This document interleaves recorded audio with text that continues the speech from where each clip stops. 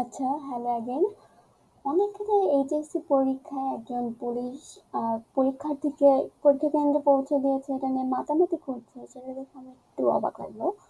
কারণ আমরা যদি অন্য দেশের প্রেক্ষাপটের চেয়ে মানে দেখি, যদি দেখা যায় কোরিয়াতে 1 বছরে একটা দিনে সবাই গাড়ি ভাড়াটা নেয় না। কারণ ওই দিন আমাদের যেমন এসএসসি এইচএসসি কে নীতি নির্ধারণী পরীক্ষা বলে ধরা হয়, ওদেরও তেমন একটা পরীক্ষা আছে যেটার নাম আমি এই মুহূর্তে ভুলে গেছি, কিন্তু ওটার কারণে তাদের মানে সবাই ভাড়া নিতে চায় না, এবং তারা অনেকে আবার ফ্রি সার্ভিসও দিয়ে থাকেন ওই পরীক্ষার্থীদেরকে। আর ওই দিন রাস্তায় ট্রাফিকও অপেক্ষাকৃত কম থাকলেও স্টুডেন্টদের জন্যই মূলত সেই ট্রাফিকটা তৈরি হয়। তো দেখা গেলে সেই তুলনায় বাংলাদেশ কিন্তু এমন কিছু উদ্যোগ নিতেই পারে, কিন্তু এটাকে বেশি ওভার রেটেড বলে ধরে নেওয়া হচ্ছে, সেটা আমার একটু অবাক লাগলো। কারণ আমার মনে হয় আরো উচিত যে যেই সকল পরীক্ষার্থী থাকুক না কেন, এসএসসি হোক এইচএসসি হোক, তাদেরকে আলাদা একটা সার্ভিস দেওয়ার। অন্তত তারা যেন পরীক্ষার হলেতে যাবে। এই যে এখন যেমন বন্যার মধ্যে পরীক্ষাটা হচ্ছে, অনেকেই তো পরীক্ষা দিতে পারেনি। আমি ফেসবুকে দেখলাম যে অনেকেই হয়তোবা পরীক্ষা দেয়নি। বিশেষ করে এবারে দেখলাম 52 লাখ না কত জানি, 52,000 হয়তোবা পরীক্ষা বর্জন করেছে, ওরা আসেইনি প্রথম দিনে। আর এটা আন্ডারস্ট্যান্ডেবল, হয়তোবা আমি যেখানে আছি সেখানে হয়তোবা অবস্থা অতটা খারাপ না, কিন্তু সিলেট সুনামগঞ্জের ওইদিকে যতটুকু জানি বন্যার কারণে অবস্থা বেশ খারাপ। তাই আচ্ছা, যাই হোক, আজকের বিষয় নিয়ে কথা বলি, হিউম্যান রিলেশনশিপস অ্যান্ড আদার্স। অদার্সের ভিতরে এইচএসসিটা পড়লো। এইচএসসি বাংলাদেশের উচিত যে এরকম একটা সার্ভিস দেওয়া স্টুডেন্টদের জন্য। কারণ আপনারা স্টুডেন্টদেরকে তেমন গালি দিবেন না, তাদের দিয়ে এক্সপেরিমেন্ট করে যাবেন, পরে একবার এক্সপেক্ট করবেন তারা বিদেশে যায়, যেখানে তাদেরকে আসল ভ্যালু দেওয়া হবে, সেখানে না যায় আপনার দেশে থাকবে আর মেধা পাচার হবে না, এই আশা করাটা ভুল। আগে আপনি নিজেও নিজের বিশ্ববিদ্যালয়ে এমন সুযোগ দেন, এমন সার্ভিস দেন যে স্টুডেন্টরা চায় আর আপনার দেশে থাকতে, তখন দেখবেন মেধা পাচার আর হবে না। আর সেই সাধারণ কাজটা আমি হয়তো জানি না, হয়তো বা rule for rulers are different, but I think they should do something for the students, and only the students, they don't have to do all this suffering if the government took steps. আচ্ছা, বাদ দিই এখন human relationships. আমি বলতে গেলে অন্যান্যদের তুলনায় বেশিরভাগের তুলনাতে একটু হিউম্যান রিলেশনশিপ নিয়ে এগিয়ে আছি। কারণ অনেকে হয়তো বা এই বয়সে এসে পড়াশোনা বিকালের পর থেকে অন্যান্য রিলেশনশিপ, বিশেষ করে রিলেশনশিপ বলতে গেলে প্রেমের সম্পর্ককে বোঝে, কিন্তু এর বাইরেও যে একটা হিউম্যান টু হিউম্যান রিলেশন থাকে, সেটা তাদের বোধগম্য হয় না। হয়তো বা কোনো হরমোনস কাজ করে এখানে, কিন্তু তার বাইরেও যে রিলেশনশিপ আছে, সেই কারণে আমি এটার নাম দিছি হিউম্যান রিলেশনশিপস।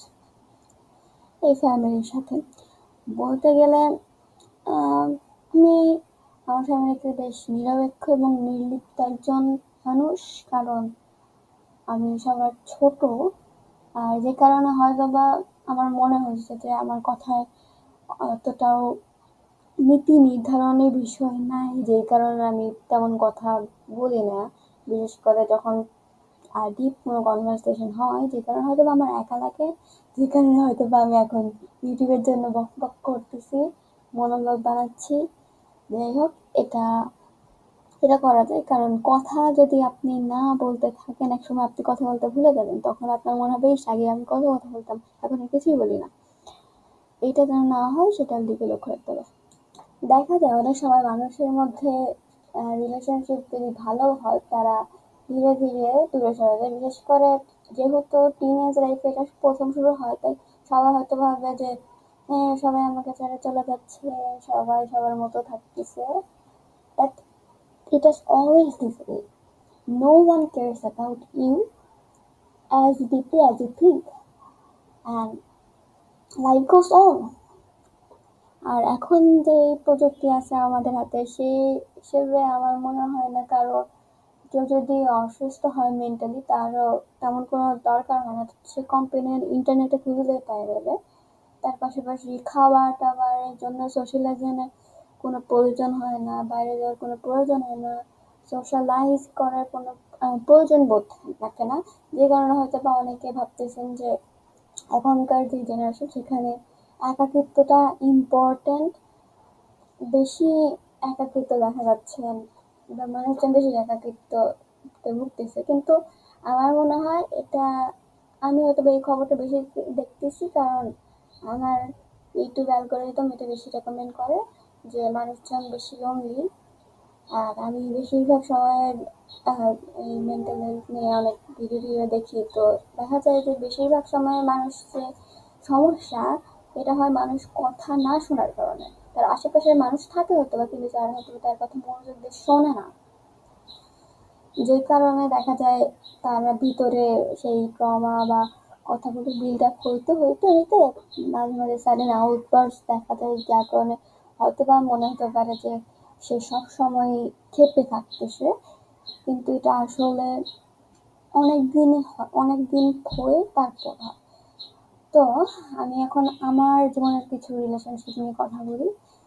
আমি ফ্যামিলি নিয়ে যাচ্ছি না কারণ এটা বেশি পার্সোনাল হয়ে যায়, তাই আমি আমার বন্ধুদেরকে নিয়ে বলি। আমি যদি একজন টিনেজার লাইফের দিকে চিন্তা করা হয় তাহলে সে হিসেবে বন্ধু হিসেবে অনেক সাকসেসফুল। কারণ আমার যদি সংখ্যার কথা আমি ভাবি, ক্লাসে হয়তো বা অন্যদের তুলনায় আমার বন্ধুদের সংখ্যা বেশি।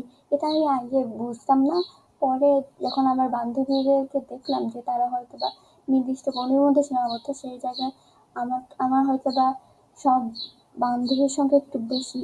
কারণ দেখা যায় যখন ক্লাসে একজন চুপচাপ বসে থাকে তখন অনেকেই কথা বলতে ভয় পায় না, অথবা এমন হয় আমি দেখছি নিজের জীবনে যে যখন কেউ কান্না করে তখন ওকে কনফ্রন্ট করতে, ওকে সান্ত্বনা দিতে সবাই ভয় পায় কারণ সবাই ভাবে যে হিতে বিপরীত হয়ে যাবে। কিন্তু সেটা হয়তো বা আমি করি না, যে কারণে মূল কথা হচ্ছে আমার লজ্জা অনেক কম। আমি যদি চাই যে কারোর সাথে আমি কথা বলবো তার সাথে আমি কথা বলে ছাড়বো, সে আমাকে কি ভাবুক না ভাবুক এটা আমার ভিতরে অতটা কাজ করে না, যার কারণে হয়তো আমি অনেকের কাছে নির্লজ্জ। যাই হোক, কথা হচ্ছে মাঝে মাঝে এরকম হইতে হবে নির্লজ্জ, না হলে আপনি ভাবতেছেন যে একজন মানুষ এসে আপনার সাথে কথা বলবে, আপনার সাথে বন্ধুত্ব করবে, কিন্তু আপনি নিজে থেকে কোনো স্টেপ নিচ্ছেন না, এটা তো কোনো হইল না, তাই না?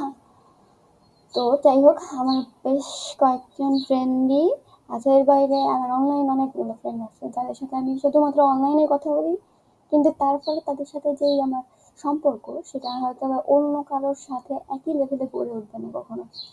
যার কারণে দেখা যায় যে যে অনেক সময় তাদের সাথে আমি নিজের লাইফের অনেক বিষয় শেয়ার করতেছি, তারাও হয়তো বা শেয়ার করতেছে, কিন্তু আমরা ফিজিক্যালি একে অন্যের সাথে প্রেজেন্ট না, কিন্তু তার মানে এই না যে আমরা ফ্রেন্ডশিপ আর ফ্রেন্ডশিপটাকে হালকা করে নিই। যাই হোক, এই ফ্রেন্ডশিপের কথা গেল।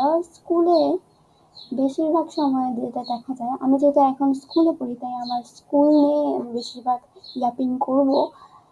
আর you are welcome to criticise me if you want, কিন্তু আই ডাউট যে কেউ আমারটা শুনবে কিনা, কারণ এটার সম্ভাবনা খুবই কম যে আমার মনোলগ একটু শোনার মতো তেমন মানুষ থাকলে হয়তো বা যারা ডিপলি থিঙ্ক করতে পারেন তারা হয়তো বা শুনবেন, কিন্তু শুনে আদৌ লাভ হবে না কারণ আমি just a teenager and I'm only talking about my stuff and my view of the world, and maybe it doesn't add anything to the world. তো যাই হোক, অনেক ফ্রেন্ড, আমি বেশিরভাগ ফ্রেন্ডরাই যেটা বলতে গেলে থিওরি অনুসারে ইন্ট্রোভার্ট বলা যায়, যে কারণে আমার মাঝে মাঝে সমস্যা হয় যেটা যে আমি হয়তো বা যে সেম লেভেলে কোনো বিষয়ে এনার্জি পাচ্ছি ওরা হয়তো বা পাচ্ছে না, যেই কারণে আমার দেখা গেছে বেশিরভাগ স্কুল ফাংশনে আমি একা একা যাই। এটা তো আমার আগে খারাপ লাগতো কিন্তু এখন খারাপ লাগাটা কমে গেছে, যে আমি মেনে নিচ্ছি যে সবসময় মানুষের টাইম থাকবে না তার জন্য, যে কারণে আমার যখন পরবর্তীতে অ্যাডাল্টহুডে যাবো তখন আমার ধরেন উইকেন্ডে আমার ফ্রেন্ডকে আমি রাখছি কিন্তু ও আসলো না, তখন একটু আমার তেমন খারাপ লাগবে না, তো একটা অ্যান্টিবডি তৈরি হয়ে গেছে। যাই হোক একটু, তো এইটাই যে আপনার যত তাড়াতাড়ি আপনি বুঝতে পারবেন যে এভরিথিং ইজ টেম্পোরারি, তত তাড়াতাড়ি ভালো। আসলে ইউনিভার্স যে সার্টেন না, তারপরেও আমরা যে এত সার্টেনটি চাই, মানুষ যে এত প্যাটার্ন খুঁজে সবসময় যে এত নিজেকে জাস্টিফাই করতে চায়, এটা অযৌক্তিক একটা বিষয়। কারণ আপনি সবসময় যেখানে যান না কেন কারণ খুঁজতেছেন। আপনি যে কোনো রিলেশনশিপ হোক, সেটা বন্ধুত্ব হোক, তারপর বিয়ে হোক, বা যে যে ধরনের রিলেশনশিপ হোক, সেখানে আপনি মিনিং খুঁজতেছেন, যে একটা মিনিং লাগবেই।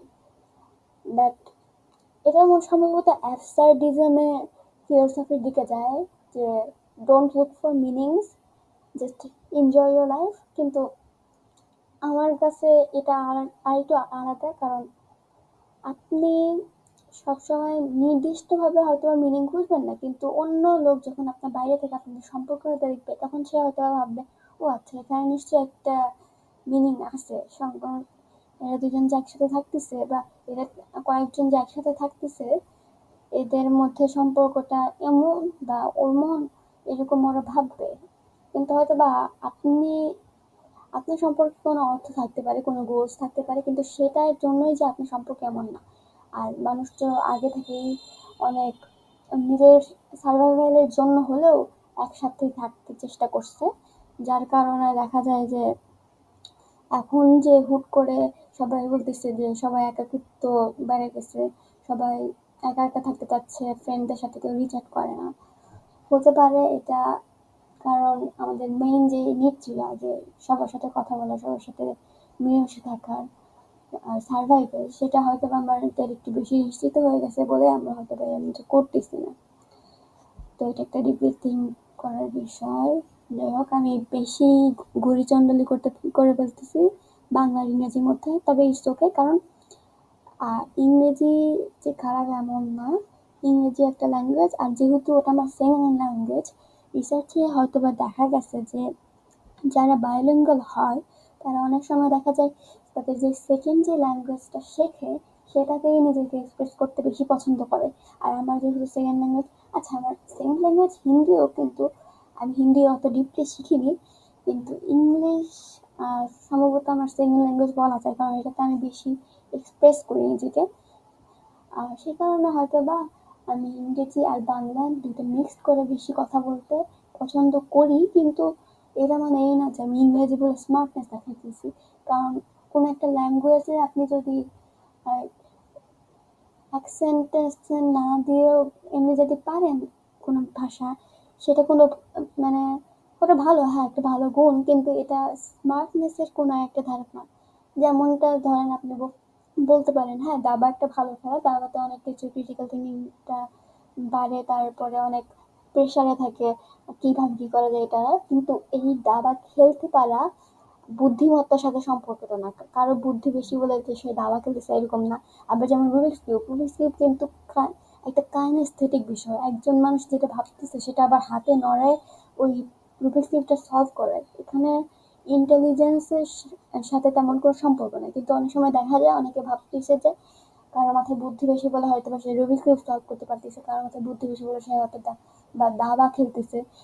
কিন্তু এরকম হচ্ছে ওই বিষয়টা, সবার মাথায় বুদ্ধি বেশি বলে যে ওইরকম করা তেমন না, বা ইংরেজি বলে তেমন না। বুদ্ধিমত্তার ধারক হিসেবে আমরা ভাবে নিচ্ছি যে ইংরেজি বলা বা অনেক ভালো মতো ইংরেজি বলার একটা বুদ্ধিমত্তার ধারক। কিন্তু আমার মনে হয় যে কারোরই ফার্স্ট অ্যান্ড সেকেন্ড ল্যাঙ্গুয়েজ মানে mother tongue and foreign language দুটাতে যদি সে ফ্লুয়েন্সি আনতে পারে, তাহলে সেটা একটা ভালো দিক।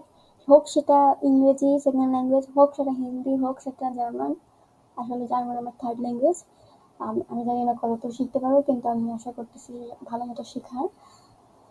তো যাই হোক, ও হ্যাঁ, হিউম্যান রিলেশনশিপটা অবশ্যই ল্যাঙ্গুয়েজ একটা বড় ফ্যাক্টর। কারণ এর আগের বারে আমরা যেটা নিয়ে কথা বলছিলাম যে লাভ ল্যাঙ্গুয়েজ, এক একজনের লাভ ল্যাঙ্গুয়েজ ভিন্ন ধরনের হয়। যে 5 লাভ ল্যাঙ্গুয়েজ সব থেকে পপুলার থিওরি আছে, সেখানে অ্যাক্টস অফ সার্ভিস, তারপর কোয়ালিটি টাইম, তারপর অ্যাফার্মেশন, এরকম আরও অনেক 5টা সম্ভবত লাভ ল্যাঙ্গুয়েজের কথা বলা হয়েছে।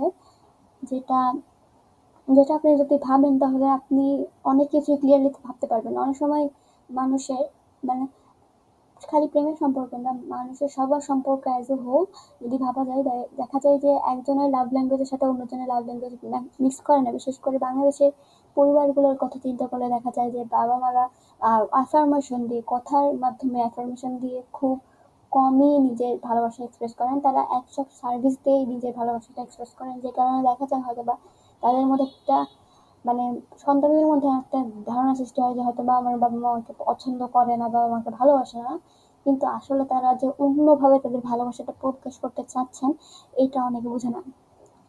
আমি একটু বেশি তাড়াতাড়ি কথা বলতেছি মনে হয়, যাই হোক আমি এইভাবে কথা বলি নর্মালি। আপনাদের আর যেহেতু আমি ছাড়া এই মহল্লার তেমন কেউ শোনার সম্ভাবনা নাই, তাই আমার মনে হয় আমি আমার কথাটা যথেষ্ট ভালো মতো বুঝতে পারবো, কিন্তু অন্যদের ক্ষেত্রে এটা সমস্যা হতে পারে। যাই হোক, এখন আসি আরো কিছু হিউম্যান রিলেশনশিপ নিয়ে। আমার জীবনে অনেক হিউম্যান রিলেশনশিপ থাকলেও আমার মনে হয় একটা জিনিস তার নাই, সেটা হচ্ছে আইডল। আমি আমার জীবনে এমন অনেক মানুষ আছে যাদেরকে আমি অ্যাপ্রিসিয়েট করি, কিন্তু আমি তাদেরকে আইডল মানতে নারাজ। যেমন এমন অনেক টিচার আছে যারা আমার কনফিডেন্সকে এমনভাবে বুস্ট করছে যে তাদের প্রতি আমি অবশ্যই অবশ্যই কৃতজ্ঞ, কিন্তু তারা আমার আইডল না। এরকম ক্ষেত্রে আমার পরিবারের ক্ষেত্রে সত্যি আমার পরিবারের অনেক সদস্যদেরকে আমি অনেক বেশি অ্যাপ্রিসিয়েট করি, কিন্তু তারা আমার কখনো আইডল না। মূলত আইডলের এই কনসেপ্ট আমি বুঝতে পারি না, যে একজন নির্দিষ্ট মানুষকে আমি আইডল কেন ভাববো। হয়তো বা ধর্মীয় দিক থেকে চিন্তা করলে ইট মেক সেন্স, কিন্তু অন্য দিক থেকে চিন্তা করে দেখেন যে দরকার কি একজনকে আইডল মানার। কারণ একজন, একটা কথা আছে না, নেভার মিট ইউর হিরোস। একজন মানুষকে আপনি আইডল ভাবতেছেন দূরে থেকে, হয়তো একটা সোশ্যাল মিডিয়া পার্সোনালিটিকে আপনি আইডল ভাবতেন, ধরেন এটা পরে যখন আপনি ওনার সাথে দেখা করবেন বা ওনাকে তার পারিবারিক লাইফে দেখবেন, দেখবেন যে তারও কিন্তু মানুষের মতো অনেক ভুলই হয়, কারণ তিনিও তো মানুষ। তখন আপনার মন খারাপ হবে যে না, এনাকে তো আমি আইডল ভাবছিলাম, এনাকে তো এরকম করবে আমি ভাবিনি। বা হয়তো বা দেখা গেল যে উনি এমন কিছু করলেন যেটা আপনার বিশ্বাসের বাইরে চলে যায়, আপনি সেটা বিশ্বাসের পাত্তা দেন না, কিন্তু সে এটা খুব প্রবলভাবে বিশ্বাস করতেছে। অথবা দেখা গেল আপনাদের দুজনের ধর্মীয় মতভেদ ভিন্ন, অথবা আপনাদের পলিটিক্যাল চিন্তাধারা ভিন্ন। তাই আমার মনে হয় না কাউকে না জেনে শুনে আইডল মানা উচিত, বিশেষ করে সোশ্যাল মিডিয়া পার্সোনালিটিকে আরো আইডল মানা উচিত না। তাই আমার তেমন কোনো রিলেশনশিপ নাই এমন এমন কোনো আইডল বা আইডল লাইক ব্যক্তিদের সাথে যারা অনলাইনে অনেক বেশি প্রিচিং করে। খুব বেশি হইলে আমি অ্যাপ্রিসিয়েট করি তাদের থেকে, যেমন সাদমান সাদিককে ধরা যায় বাংলাদেশের ভিতরে। তারপর রটেন ম্যাঙ্গো যে পডকাস্টটা আছে স্টিফানি সুয়ের, রটেন ম্যাঙ্গো, ROTTENMANGO। তারপর টিনা কিবরিয়া, উনি অনেক ভালো গান গান, এর পাশাপাশি ক্রাইম নিয়ে ভিডিও করেন, বিশেষ করে বাংলাদেশি যে সকল ক্রাইম নিয়ে অনেক গল্পের ভিডিও করতেছেন, ওটাও ভালো লাগছে। তার পাশাপাশি বেশিরভাগই আমার মনে হয় যে আমি ওকে পছন্দ করি, কারণ এটা অতটা ওভার রেটেড না। হয়তো বা আমাদের সবার মাঝে একটা ধারণা থাকে গেছে যে ওভার রেটেড হলে জিনিসটা খারাপ, কিন্তু এমনটা না। কিন্তু দেখা গেছে যে ওই যে যাদেরকে আইডলাইজ করা, হয়তো বা দেখা গেল একজন পপুলার একটা কন্টেন্ট ক্রিয়েটরকে আইডলাইজ করতে দেখে ওকে অনেক পচানো হয়, এটা করা উচিত না। হয়তোবা তার কাছে সে আইডল, কিন্তু সেও একসময় এই ফেজ থেকে বের হয়ে আসবে, তখন সে কিন্তু আর এটা নিয়ে ভাববে না যে আমার কোন কন্টেন্ট ক্রিয়েটর আমার আইডল ছিল। It's just a phase, you just have to wait. কাউকে যদি আপনি জোর করে বলেন যে তুমি এটা করবাই না, তখন সে আরো ওটা করতে চাইবে। এর চেয়ে যদি আপনি ওয়েট করেন যে আচ্ছা ও করুক, কিন্তু একসময় ওর নিজেরই ভালো লাগবে না, তখন দেখা যাবে এটা অনেক বেশি কার্যকর হবে। এখন বেশিরভাগ ক্ষেত্রে যেটা দেখা যায়, আমরা অ্যাডভাইস দিতে অনেক বেশি পছন্দ করি অন্যদের হিউম্যান রিলেশনশিপ নিয়ে। হয়তো বা কারোর প্রেমের ভিতরে সমস্যা হচ্ছে, আমরা সেটাকেই রিলেশনশিপ, খালি আমরা ওটাকেই রিলেশনশিপ ধরি, হয়তো বা এই টার্মটা বেশি পপুলার, কিন্তু এর বাইরেও যে ফ্রেন্ডশিপের মধ্যে যে ঝামেলা হতে পারে সেটা কিন্তু আবার এখন বেশি প্রবল, বিশেষ করে হাই স্কুল লাইফে। আমার দিক থেকে আমি চিন্তা করে বলতেছি যে দেখা যায় এই সময় আসলে ফ্রেন্ডশিপ গুলো কমতে শুরু করে। কারণ আপনি দেখেন, আহ, এই আপনি যখন একজন মানুষের সাথে ফ্রেন্ড হন, তখন ছোটবেলায় ফ্রেন্ড হন, তখন আপনি এগুলো নিয়ে কিছুই ভাবেন না যে একই রকম ফ্রেন্ড হইতে হবে, একই রকম পছন্দ হতে হবে। সে খেলতে আসছে, আপনি খেলতে আসছেন একই জায়গায়, তাই দেখা যায় যে আপনি ছোটবেলায় সবাইকে ফ্রেন্ড ভাবেন। কিন্তু আস্তে আস্তে আপনি বেশি সিলেক্টিভ হওয়া শুরু করেন, কিন্তু যারা সিলেক্টিভ হতে পারে না, মনে হয় এটা একটা সমস্যা। কারণ অনেককেই দেখছি তারা বেশি ওভার শেয়ার করতে যায়, এবং বেশি ওভার শেয়ারিং ভালো না। বেশি কিছুই ভালো না, অতিরিক্ত কিছুই ভালো না, এটা তো আমরা সবাই জানি। তো দেখা যায় তারা সবার সাথে সবকিছু শেয়ার করতে চান, বা সবাইকেই সবাই বলতে চান, বা ইনারা ভালো ইনফ্লুয়েন্সার হতে পারেন, কিন্তু আমার মনে হয় না ইনারা সম্পর্ক, বিশেষ করে ব্যক্তিগত যে সকল সম্পর্ক আছে সেটা ভালো মতো ধরে রাখতে পারে। কারণ একজনের কথা অন্যজনের কাছে বললে এটা বেশি বিরক্তিকর লাগে। আমার কাছে লাগে এবং অন্যান্যদের অনেক মানুষের কাছেই লাগে। তাই এটা শুধু আমার আমার প্রবলেম না, এটা সম্ভবত সবার ক্ষেত্রেই সত্যি। আপনার কথা আপনি একজনকে বিশ্বাস করে বললেন, সে আসলে যে অন্য একজনকে বলতেছে। The trust can't B repaired. তো আমরা এখন, আমি জানি না, এখন আমার নিজের কাছেও খালি এই টার্মটা বেশি শোনা হয়েছে বলে রিলেশনশিপ বলতে গেলে শুধুমাত্র প্রেমের দিকে মনে হয়। কেউ যদি এখন বলে সে রিলেশনশিপ প্রবলেমে ভুগতেছে, আমি মনে করি ও আচ্ছা প্রেম করছিস, আচ্ছা থাক, এটা নিয়ে আমি কিছু অ্যাডভাইস আনি। কিন্তু আসলে যে হিউম্যান রিলেশনশিপ সবার মাঝে যে ঝামেলা, এটা কিন্তু এটা আমাদের অ্যাড্রেস করা উচিত। যে রিলেশনশিপ মানে সম্পর্কটা তো সবার মাঝে আছে। ফ্রেন্ডশিপে যে সম্পর্কটা থাকে, আমি বেশিরভাগ সময় সেটা রিজলভ করি। এটা একদমই রেকমেন্ড করবো না, কিন্তু সে বেশিরভাগ সময় আমি সেটা রিজলভ করি ইমোশনাল ব্ল্যাকমেইলিং দিয়ে।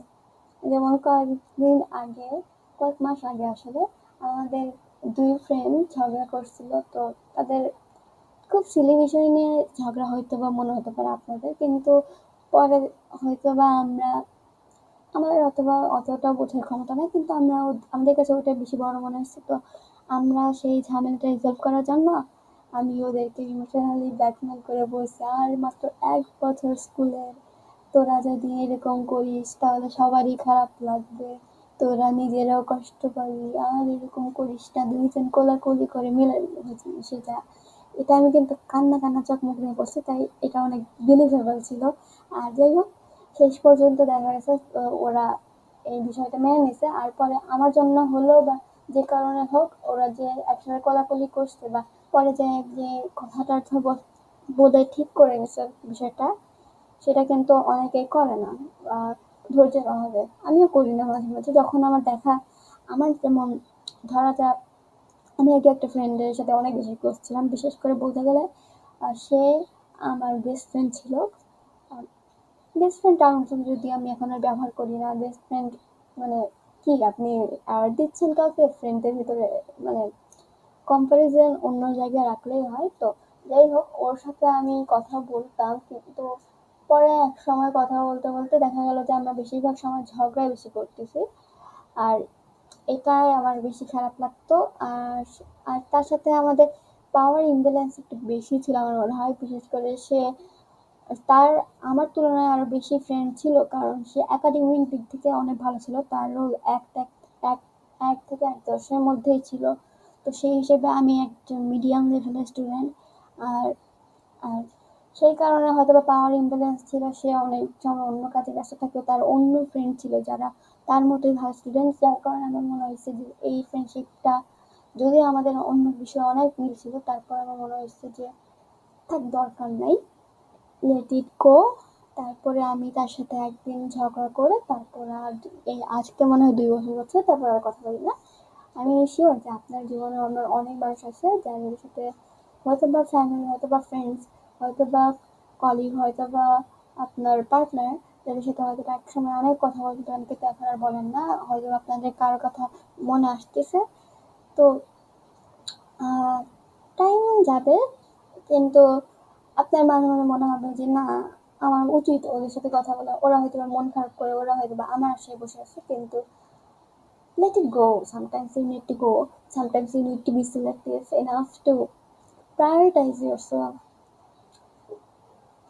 তো অনেক কথাই বললাম আজকে, আমার মনে হয় একটু বেশি হয়ে গেছে। আমি শিওর না এখনো 30 মিনিট হয়েছে কিনা, তবে 30 মিনিটের বেশি হলে ক্যানভায় ভিডিওটা ডাউনলোড করতে দেয় না। তো আমি চেষ্টা করবো সবসময় শর্ট রাখার। হিউম্যান রিলেশনশিপ বা কানেকশন যেটাই বলি না কেন, ওখানে কমিউনিকেশন একটা বড় ফ্যাক্টর। আপনি যদি কারোর সাথে যোগাযোগ না করেন, সে তো আপনার সাথে যোগাযোগ করতে আগ্রহী হবে না। কিন্তু অনেক সময় দেখা যায় যে এক পক্ষই সবসময় খালি অন্য জনকে রিচার্জ করতেছে, যেটা আমার ক্ষেত্রে হয়েছিল। আমি যখন অনেক বেশি আগ্রহী ছিলাম অন্যদের সাথে কথা বলা নিয়ে, অন্যদেরকে আমার ফ্রেন্ড বানানো নিয়ে, তখন আমি দেখা যাইতো যে অনেক সময় তাদের সাথে আমি বেশি কথা বলতাম। দেখা গেছে যেটা লকডাউনের সময় হয়েছিল, লকডাউনের সময় আমি ছাদে যাইতাম, ফোনে মিনিট থাকতো, মিনিটে সবগুলা খরচ করে নিচে নামতাম, আমি আমার ফ্রেন্ডদের সাথে কথা বলতাম ঘন্টার পর ঘন্টা ধরে আনরিলেটেড টপিক্স নিয়ে। এখন আমি যেটা করতেছি, হয়তো আমার ফ্রেন্ডরা নাই, আপনারা শুনতেছেন, যে শুনে থাকুক। তো যাই হোক, এটা আমার মনে হয় একটা বড় ফ্যাক্টর কেন আমি বেশি কথা বলি। আপনার আপনার যে সকল রিলেশনশিপ বা সম্পর্ক আশেপাশে আছে, সেটাই কিন্তু আপনাকে শিফট করবে। এটা আপনি মানেন বা না মানেন, আপনি অন্যদের সাথে কেমন সম্পর্ক রাখতেছে সেটা কিন্তু অনেক অংশে আপনার পার্সোনালিটি ডিফাইন করবে। তাই চেষ্টা করেন যে আপনি কি করতেছেন না করতেছেন, আপনি কাদের সাথে সম্পর্ক রাখতেছেন সেটা একটু করতে। এমনি বলে না যে সঙ্গ দোষে অভাব আসে, এটা এটা একটা ইউনিভার্সাল ট্রুথ ধরা যায়। কারণ অন্যদের সাথে আপনি, অন্যরা যেরকমই হোক না কেন, তাদের সাথে কিভাবে সম্পর্ক মেনটেন করতেছেন সেটা আপনার সম্পর্কেও অনেক কিছু বলে দেয়। তাই good luck maintaining your relationships. By.